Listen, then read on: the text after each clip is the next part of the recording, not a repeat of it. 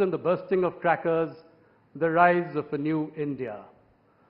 As I passed through Gonda, Sultanpur and Pratapgarh in Uttar Pradesh, I could see in people renewed hope, renewed energy, renewed confidence.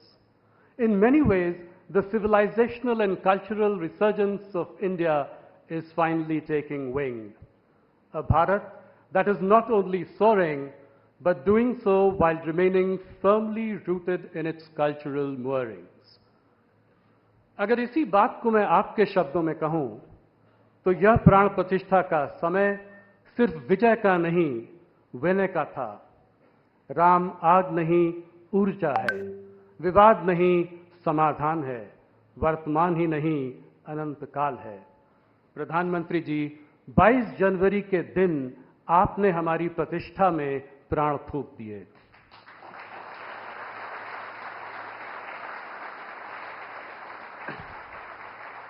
Ladies and gentlemen, the last 10 years in tangible terms have been marked by rising GDP and galloping stock markets.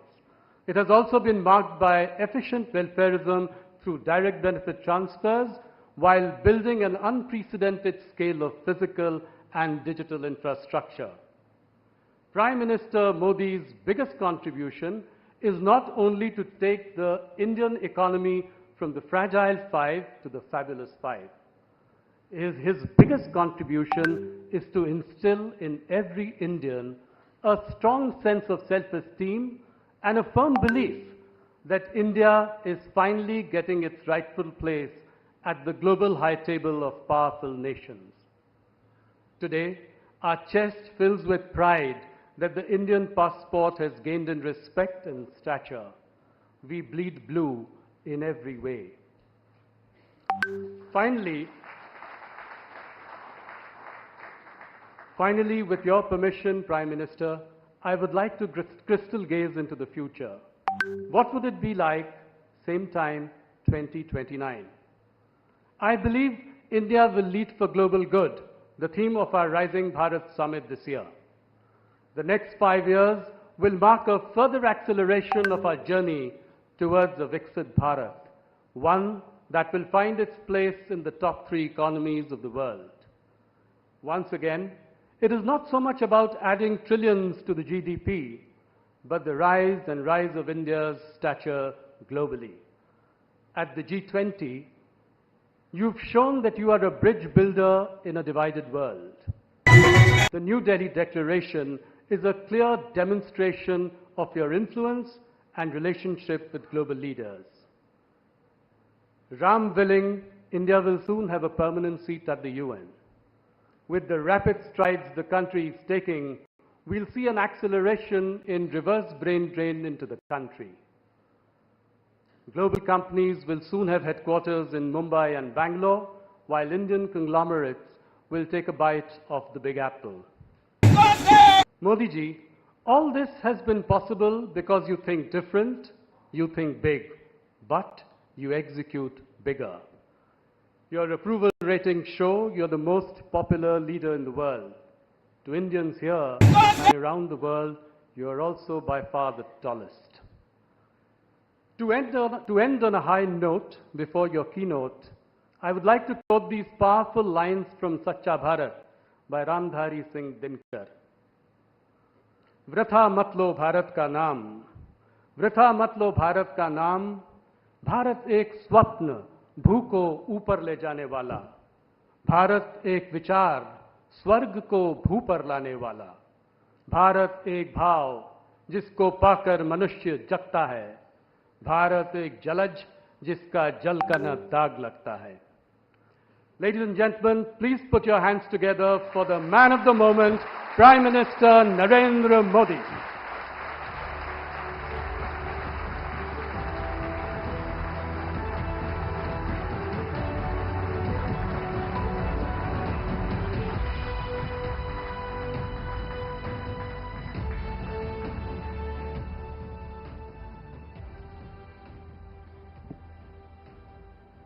नमस्कार। अभी वैसे राहुल ने बड़ा वर्णन किया 5 साल पहले मैं जब आया था और शायद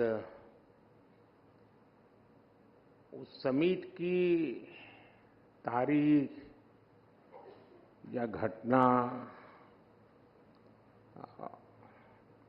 आपके ग्रुप को तो याद रहना बहुत स्वाभाविक है,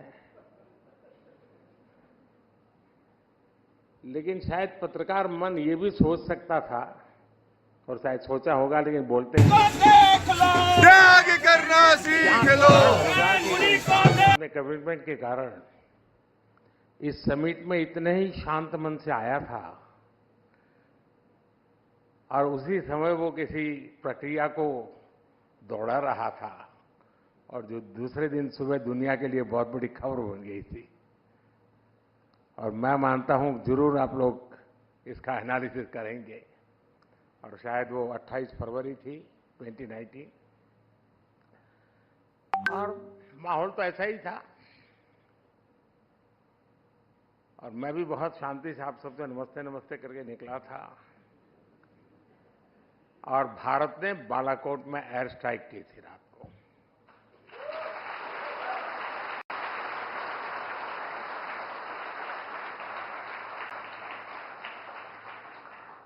और वो एक दिन था और एक दिन आज है। और आपने देखा होगा कि आतंक के सरगना हो या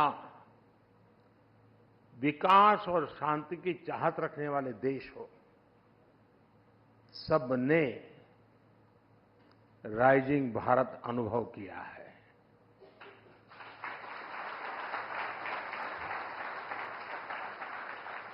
ये नया भारत आतंक के जख्म को नहीं सहता है।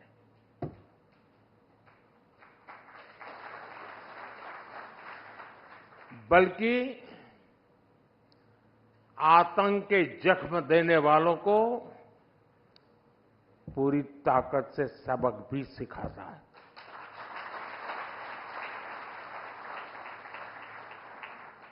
जो हमें आतंकी हमलों के जख्म देते थे, उनकी क्या हालत है, ये देशवासी भी देख रहे हैं और दुनिया भी देख रही है।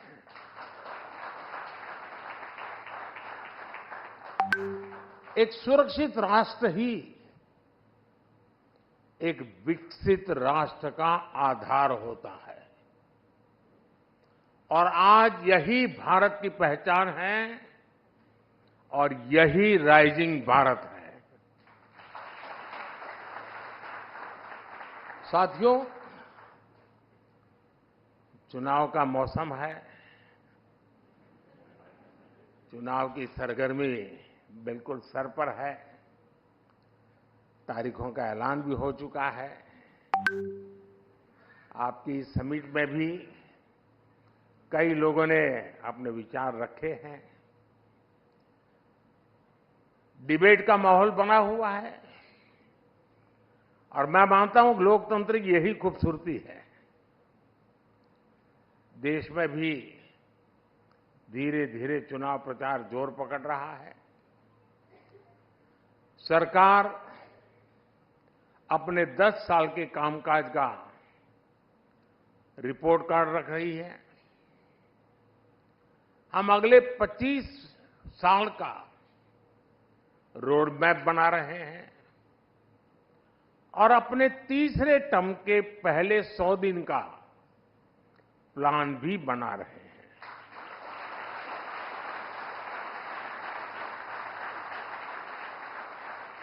दूसरी तरफ हमारे जो विरोधी हैं, वो भी नए कीर्तिमान बना रहे हैं। आज ही उन्होंने मोदी को 104वीं गाली दी है।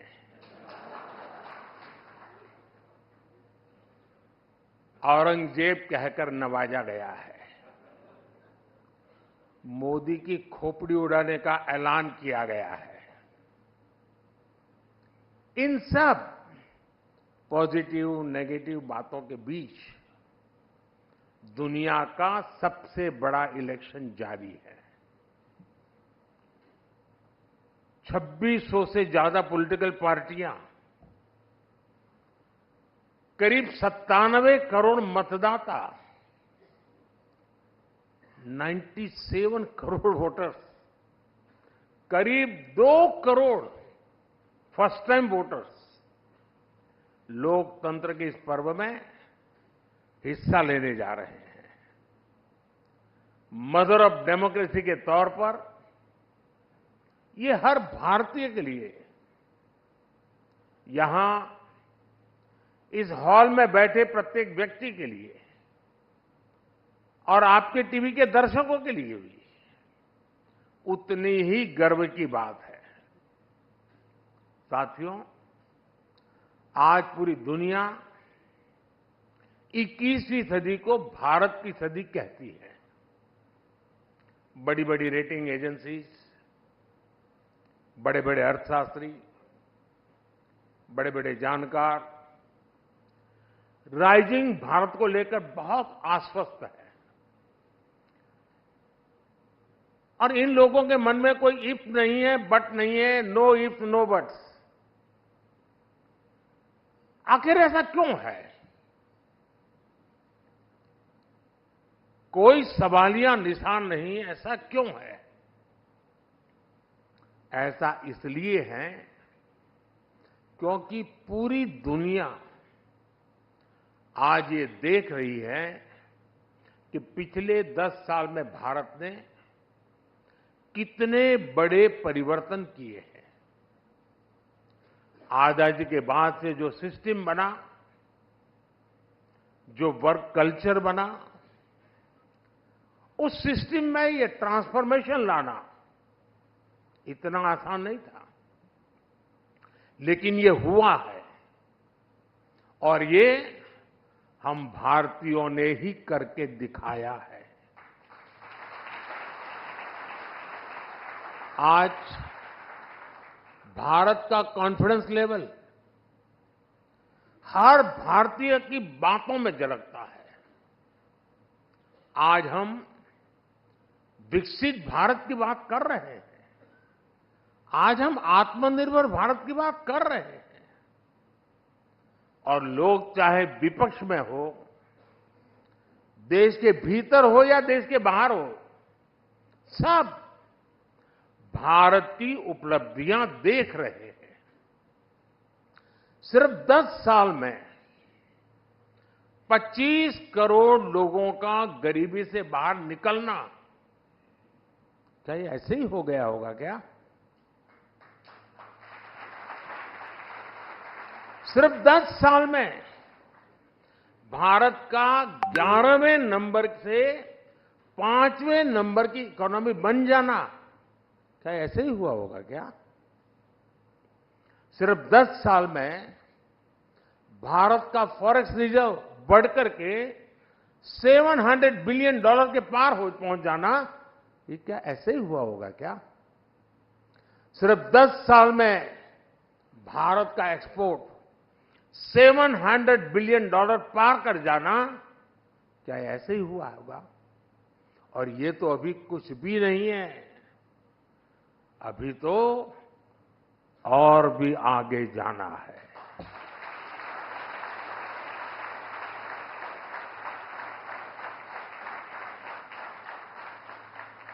साथियों, यहां बड़े बड़े जर्नलिस्ट मौजूद हैं, इंडस्ट्री के लोग हैं, सिविल सोसाइटी के दिग्गज हैं, पॉलिटिकल फील्ड के लोग भी हैं, ब्यूरोक्रेसी वर्ल्ड के भी लोग हैं।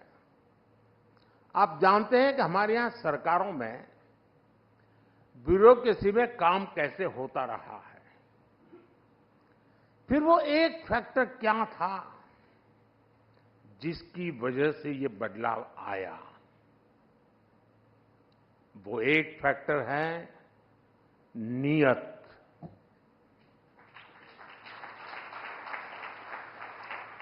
नियत सही तो काम सही। और नियत कौन सी? नेशन फर्स्ट की नियत। मेरे देश में कोई कमी नहीं है कि उसकी पहचान गरीब देश के रूप में हो। हम दुनिया के सबसे युवा देश हैं।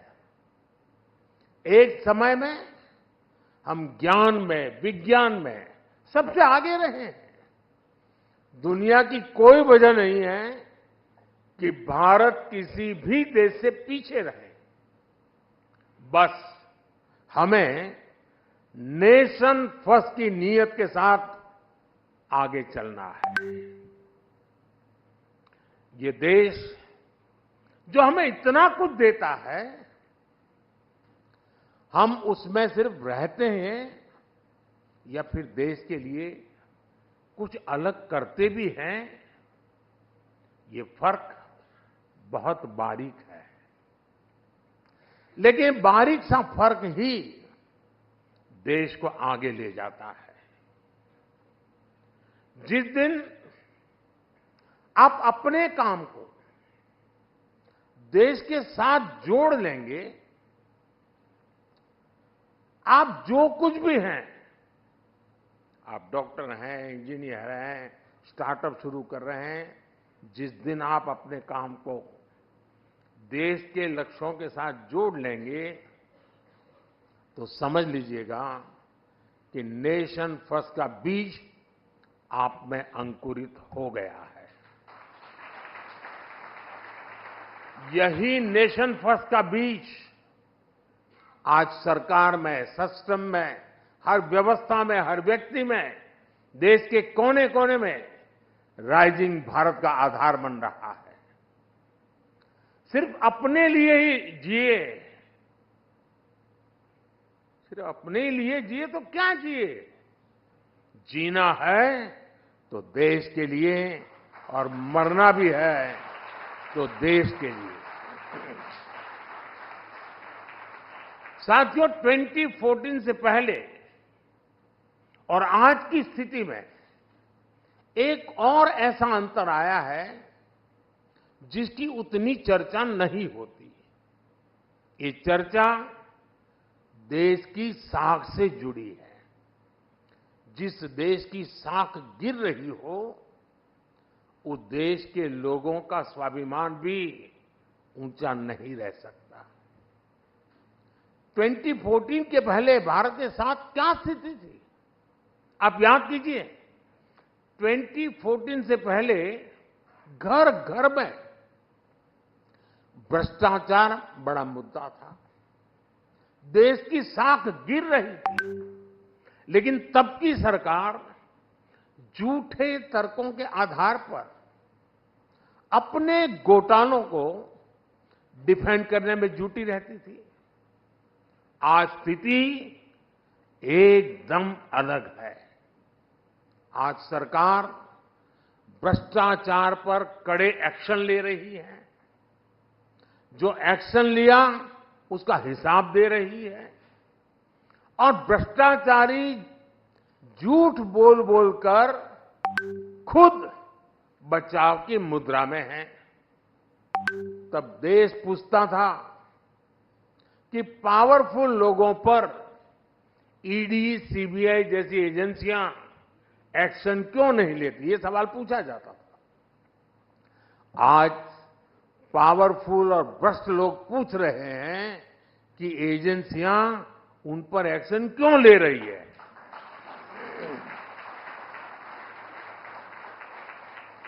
ये अंतर 10 सालों में आया है। बात वही है, नीयत सही तो काम सही। करप्शन पर कार्रवाई, ये मेरा कमिटमेंट है। साथियों, हमारे देश में भ्रष्टाचार इसलिए भी अधिक था क्योंकि सरकारी दफ्तर, सर्विस सेंटर बनने के बजाय पावर सेंटर बन गए थे। हर काम के लिए देशवासियों को सरकारी दफ्तरों के चक्कर लगाने पड़ते थे। हमने सरकारी दफ्तरों को सत्ता के बजाय सेवा का केंद्र बनाया। सरकारी सेवाएं ज्यादा से ज्यादा फेसलेस हो, बिल से लेकर टैक्स जमा करने तक की अधिकतर सेवाएं ऑनलाइन हो। हमने इसका प्रयास किया। आज सरकार की ज्यादातर खरीद जेम पोर्टल के माध्यम से होती है। आज सरकार के टेंडर ऑनलाइन होते हैं। आप याद करिए, 2G जैसी सामान्य सुविधा के लिए पहले की सरकार में कितना बड़ा भ्रष्टाचार हुआ। अगर उस दौर में 5G आता तो पता नहीं ये क्या क्या करते। साथियों, पहले के समय में भ्रष्टाचारी बहुत दिमागी तिकड़म लगाते थे। हमारी सरकार ऐसे भ्रष्टाचारियों का इलाज टेक्नोलॉजी से भी कर रही है।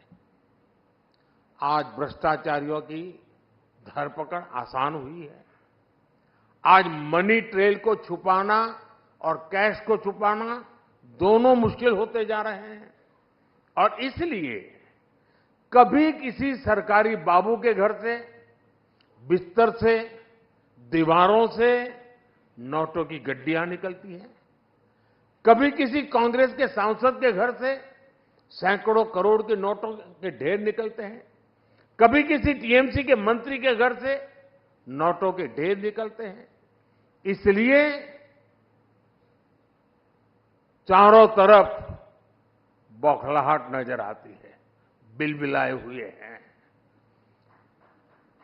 और ये सब होता क्यों है? बात वही है, नीयत सही तो काम सही। साथियों, आप में से जो सीनियर हैं, उन्होंने वो दिन भी देखे हैं जब देश के एक प्रधानमंत्री ने कहा था कि दिल्ली से 1 रुपया भेजता हूं तो सिर्फ 15 पैसा गरीब गांव के गरीब तक पहुंचता है। यानी सरकारी खजाने से पैसा निकल रहा था, लेकिन वो किसी और की जेब में जा रहा था।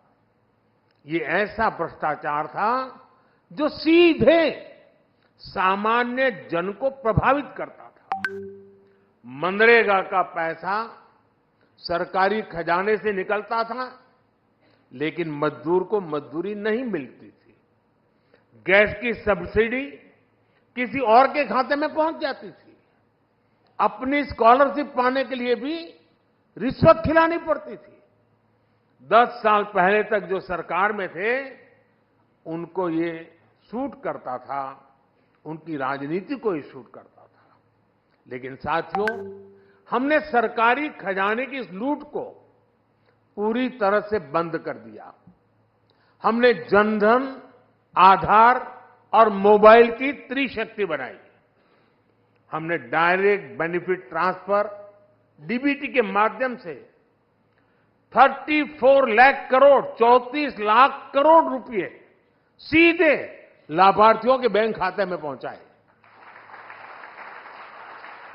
अगर पहले वाला हाल होता और 1 रुपया और 15 पैसा वाली थियरी होती तो 27-28 लाख करोड़ रुपए गरीबों तक कभी पहुंचते ही नहीं, कहीं और चले जाते।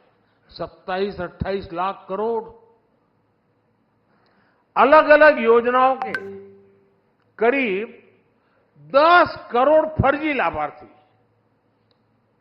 वो लोग जिनका कभी जन्म नहीं हुआ था, लेकिन कागजों पर वो जिंदा थे, योजनाओं के हकदार बन गए थे। हमने ऐसे 10 करोड़ फर्जी नाम हटाए। इसका मतलब उसका बेनिफिट लेने वाले लोग क्या मोदी का जय जयकार करेंगे क्या?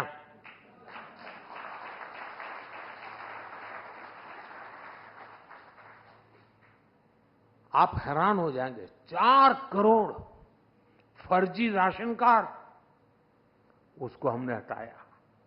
आप कल्पना कीजिए ये कितना बड़ा घोटाला था, गरीबों का कितना बड़ा हक मारा जा रहा था।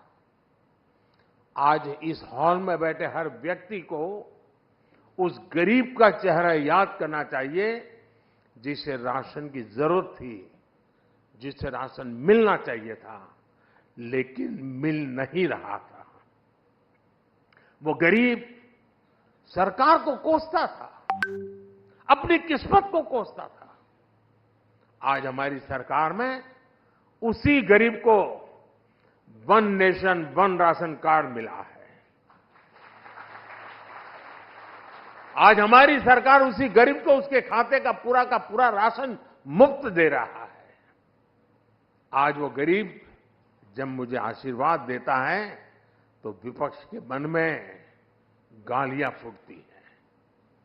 मेरे लिए भी गालियां, वो गरीब मुझे आशीर्वाद देता है इसलिए उस गरीब को भी गालियां, लेकिन गालियों से कोई फर्क नहीं पड़ेगा। देश ने तो मन बना ही लिया है। फिर एक बार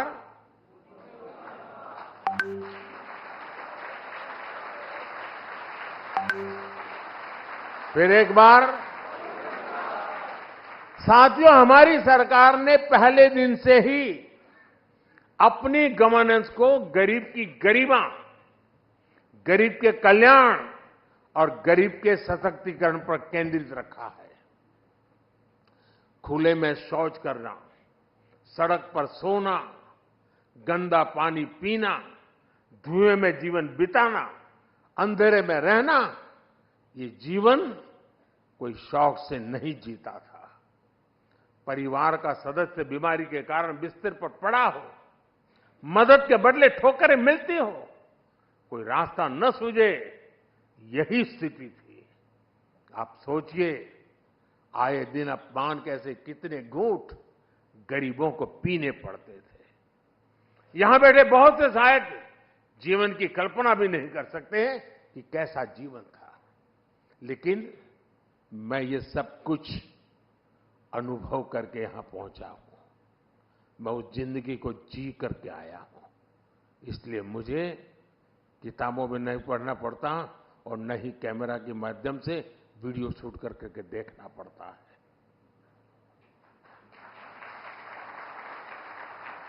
और इसलिए हमारी सरकार की जितनी भी फ्लैगशिप योजना है, उनमें आपको गरीब के, सामान्य जन के इस दुख दर्द का भी इलाज मिलेगा। जिसको किसी ने नहीं पूछा, उसको मोदी ने पूजा है। साथियों, आप में से बहुत लोगों को पता नहीं होगा कि एक बैंक खाता खोलने के लिए भी गरीब से गारंटी मांगी जाती थी। लोन की बात तो छोड़ दीजिए, देश के एक बड़ी आबादी जो भूमिहीन थी, उसे भी ऐसे ही छोड़ दिया गया था।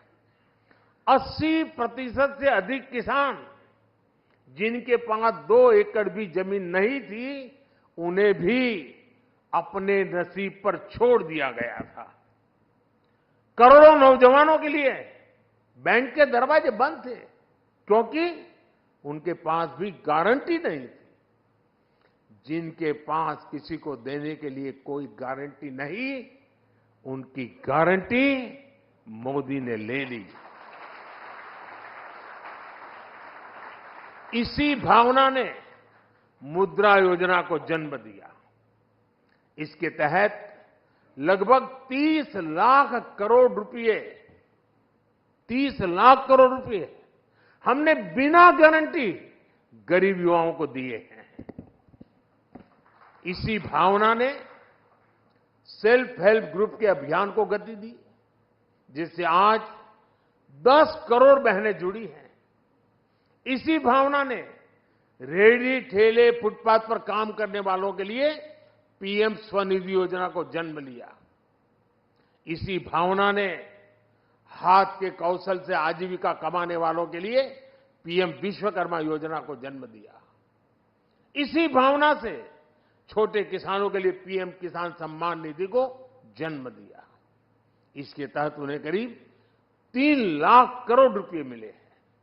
कल्पना कीजिए, अगर नीयत न होती, मोदी की गारंटी न होती, तो क्या होता।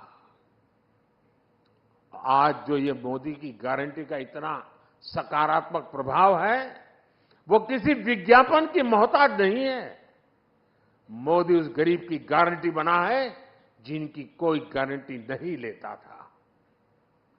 इसलिए देश का हर गरीब आज मोदी की गारंटी पर विश्वास करता है। और मैं फिर कहूंगा, ये तो कुछ भी नहीं है, अभी तो और भी आगे जाना है।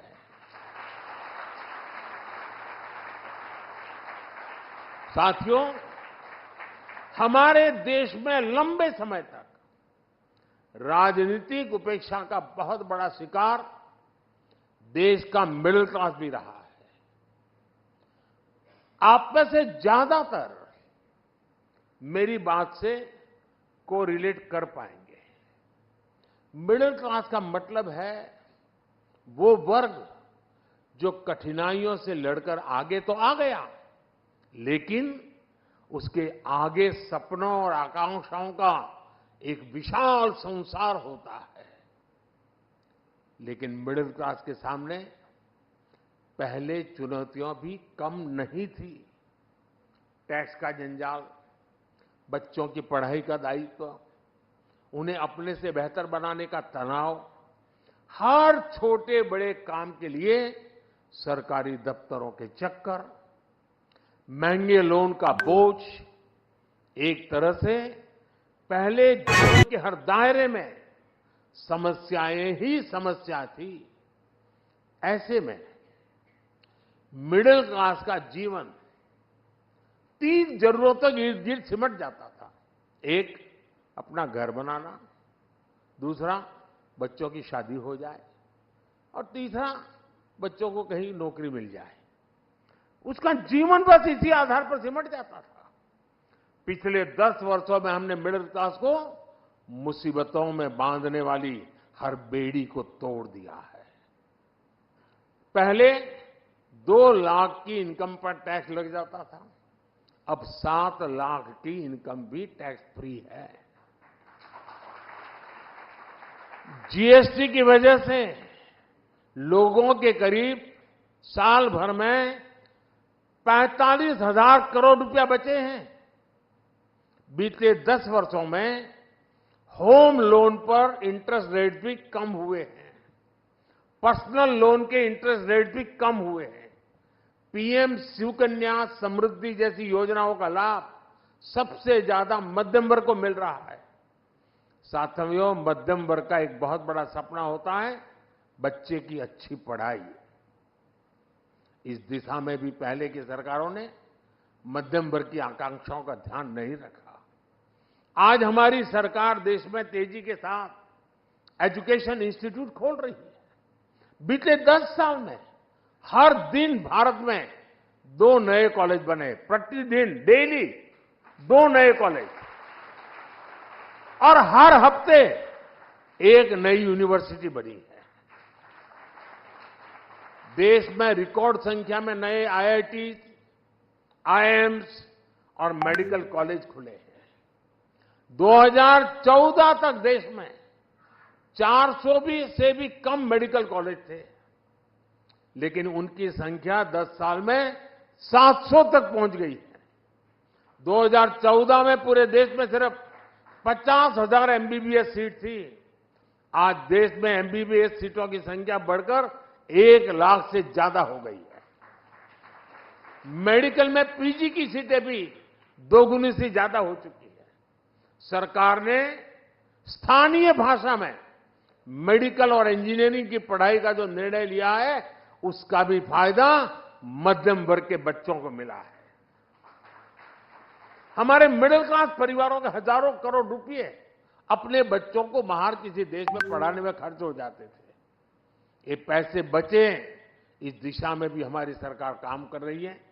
आज दुनिया के एक से बढ़कर एक विश्वविद्यालय यहां भारत आकर अपना अपना कैंपस खोलना शुरू किया है। फॉरेन यूनिवर्सिटीज की मदद के लिए सरकार ने नियमों में भी बदलाव किया है। साथियों, बीते 10 साल में जो नए सेक्टर खोले गए हैं, उन्होंने भी मध्यम वर्ग के बच्चों के लिए आगे बढ़ने के नए रास्ते बनाए हैं। स्पेस सेक्टर हो, स्टार्टअप हो, ड्रोन और मैपिंग सेक्टर हो, इन सबको नौजवानों के लिए खोल दिया गया है। डिफेंस सेक्टर में भी रिफॉर्म करने से हमारे नौजवानों को नए अवसर मिल रहे हैं। स्पोर्ट्स सेक्टर में भी हमने जो आधुनिक इंफ्रास्ट्रक्चर बनाया था, ट्रांसपेरेंसी पर जो काम किया, उसने भी नौजवानों के लिए नए अवसर बनाए हैं। अभी हमने जो पीएम सूर्यघर मुफ्त बिजली योजना शुरू की है, उससे भी बड़ी संख्या में रोजगार और स्वरोजगार के नए अवसर बनने वाले जा रहे हैं। और उसके कारण मध्यम वर्ग का बिजली का बिल 0 होने वाला है। मध्यम वर्ग का एक और बड़ा सपना होता है शहर में अपना घर। लेकिन आप जानकर हैरान रह जाएंगे कि शहर में रहने वाले मिडिल क्लास के लिए पहले की सरकारों में एक भी योजना नहीं थी। मध्यम वर्ग के घरों के लिए पहली योजना अगर किसी सरकार ने बनाई तो हमारी सरकार ने बनाई। हमने मध्यम वर्ग के लोगों को घर के लोन में सब्सिडी दी, ब्याज में राहत दी। इस पर करीब 50,000 करोड़ रुपए हमने खर्च किए। इसका भी बहुत बड़ा लाभ मिडिल क्लास परिवारों को मिला है। उनके अपने घर का सपना पूरा हुआ है। साथियों, दिल्ली एनसीआर के लोग जानते हैं कि पहले की सरकारों के समय कितने फ्लैट फंस गए थे। लोग किराए के घरों में रहते थे, ईएमआई भी भरते थे और अपने घर के पूरा होने के इंतजार में जीवन पूरा कर रहे थे। मिडिल क्लास के इन परिवारों की भी पहले किसी भी सरकार ने सुनी नहीं थी। हमारी सरकार 25,000 करोड़ रुपए की व्यवस्था करके ऐसे अधूरे प्रोजेक्ट को पूरा करवा रही है ताकि मिडिल क्लास के परिवार को उसका अपना घर मिल जाए, उसने जो इन्वेस्टमेंट किया है उसको मकान मिल जाए। ऐसी परेशानी फिर ना हो, हमने इसके लिए भी रेरा कानून बनाया है। आज करीब 1.25 लाख बिल्डिंग प्रोजेक्ट रेरा के तहत रजिस्टर्ड है। अब कोई ये मनमानी नहीं कर सकता कि किसी मिडिल क्लास के व्यक्ति का घर फंसा दे या अधूरा छोड़ दे। और ये काम मध्यम वर्गीय परिवारों के जीवन में बहुत बड़ा राहत का काम है और ये ही तो मोदी की गारंटी है। साथियों, मोदी सिर्फ शहर में ही नहीं, गांव में रहने वाले लोगों की संपत्तियों की भी चिंता कर रहा है। गांव में प्रॉपर्टी के कागज ना होने की वजह से लोगों की जिंदगी कचहरी के चक्कर काटने में ही गुजर जाती है। जमीन को लेकर झगड़े ना हो, कचहरी का चक्कर ना लगे, गांव की प्रॉपर्टी पर लोन मिले, इन बातों को ध्यान रखकर स्वामित्व योजना चलाई जा रही है। बड़ी बड़ी इंटरनेशनल एजेंसी कहती हैं कि लोगों के पास उनकी प्रॉपर्टी के राइट्स होना किसी भी देश के विकास के लिए बहुत जरूरी है। स्वामित्व योजना के तहत हमने करोड़ों परिवारों को उनके लैंड टाइटल्स दिए हैं। आज देश के गांव-गांव में ड्रोन की मदद से मैपिंग का काम चल रहा है, प्रॉपर्टी के राइट देने का काम चल रहा है और इससे भी रोजगार के कितने मौके बनते हैं, आप अंदाजा लगा सकते हैं। साथियों, 2014 तक पूरी दुनिया भारत को एक ओवरलोडेड फ्लाइट के एडिशनल वेट की तरह देखती थी। लेकिन आज भारत वो पैसेंजर बन चुका है जिसके बिना ग्लोबल फ्लाइट उड़ान भरने की सोच भी नहीं सकती। अगले 5 साल में भारत वो पायलट बनेगा जो ग्लोबल फ्लाइट को नई बुलंदी की तरफ ले जाएगा। अगले 5 साल अनप्रेसिडेंटेड ट्रांसफॉर्मेशन के होंगे। अगले 5 साल अनप्रेसिडेंटेड ग्रोथ के होंगे। अगले 5 साल अनप्रेसिडेंटेड एक्सपांशन के होंगे। अगले 5 साल अनप्रेसिडेंटेड प्रॉस्पेरिटी के होंगे। और ये मोदी की गारंटी है। आपने मुझे अपनी बात रखने के लिए सबके बीच बुलाया, मैं आपका बहुत बहुत आभारी हूं। बहुत बहुत धन्यवाद।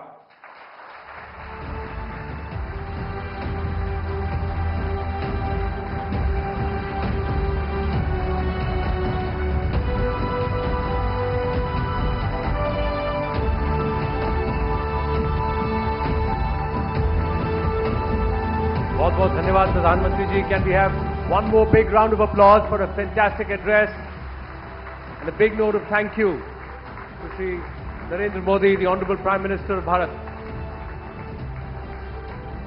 May I request the audience to please wait here in the Darbar Hall as the Prime Minister makes his exit.